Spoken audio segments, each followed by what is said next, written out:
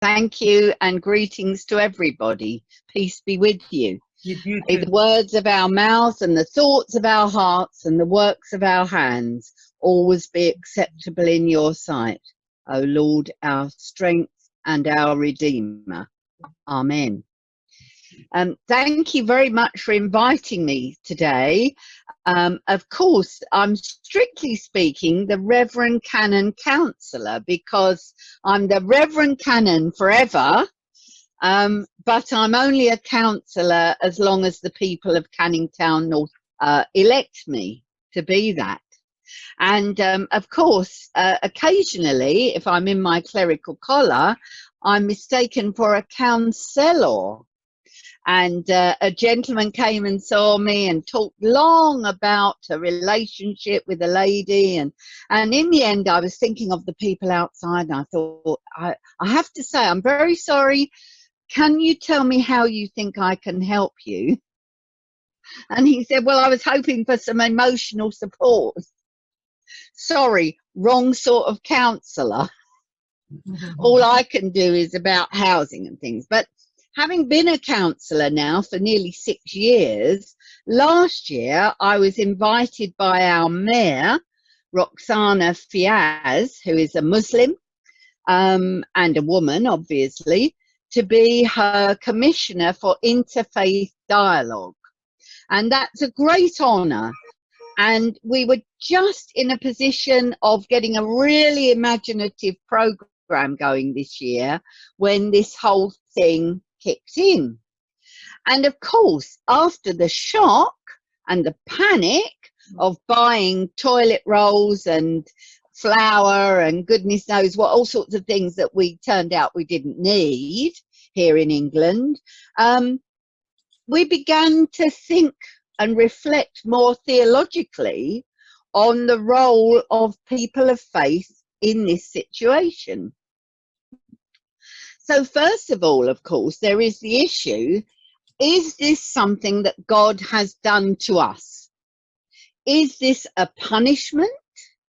Is this somehow a test?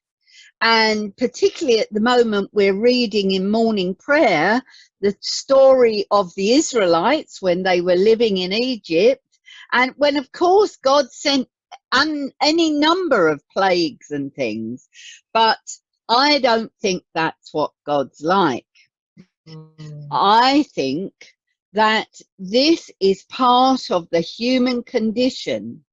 If it is in fact something that came from China, if it perhaps is not treating the created world in the way that we should, with the respect and concern that we should have, I don't know, but I think that first of all it well behoves people of faith to engage with people of science and to begin to find out more about what is this that has happened. Then, of course, we then say, well, what can we do? And does it make any difference having a faith? And people look at somebody in a clerical collar or a special hat or an outfit or whatever and say, well, of course, it's easy for you. But it's not. And just because you wear a clerical collar does not make prayer any easier. My husband and I and our son and his wife, we all had the virus back at the beginning of March. And thank God, it was not too bad. I had perhaps 2 or 3 uncomfortable and unpleasant days, but then it doesn't want to go, and it keeps coming back and saying, I'm still here, I'm still here. And perhaps the weirdest thing was not having any sense of smell for about a fortnight. That was very peculiar, to walk into the kitchen or to be frying onions or whatever, and you can't smell them. It's a very strange situation. So then, how should we respond? And if we respond as the chosen, cherished children of God that we are, We, of course, look to our Creator, to our Father, our Mother. God made us, and we say, why? What's going on? What can we do? But I think that as time has gone on, our response has begun to come together, and we recognise, first of all, that in some wonderful way, this terrible thing has brought a number of good things to us. Suddenly, we can hear the birds sing here in East London, where traffic is busy all the time, every day, morning, noon and night. And we're hearing the birds sing. Suddenly, did you hear that the people in the Punjab can see the Himalayas for the first time in 30 years? Isn't that amazing? Think about how friends and relatives who have come to help us. I think our daughter has decided that we are her project, and she's got to get us food from at least 4 different supermarkets every week, just in case one hasn't come right. And at first they didn't, but thankfully that's slowing down now. But think of the others, the neighbours, the unknown people in our ward support group.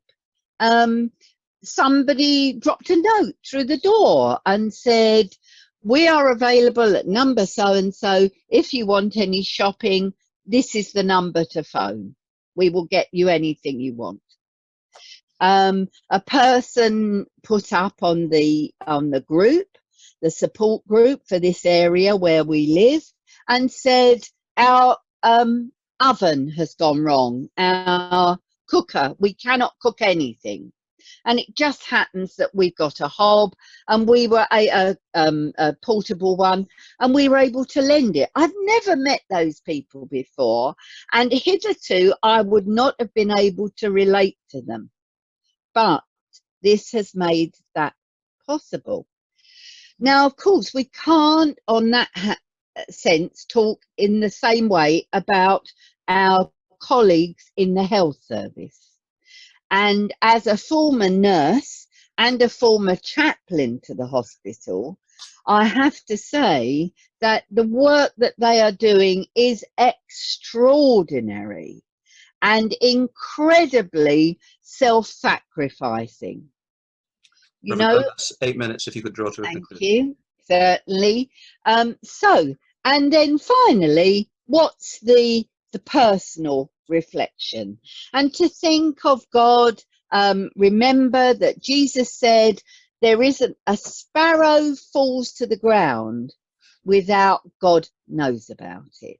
So that realization, as life has slowed down a bit, maybe the realization at last has come to us that we are God's chosen, cherished children, that God is with us even in the valley of the shadow of death, and that God will continue to be with us and bless us. Amen. Amen. Thank you.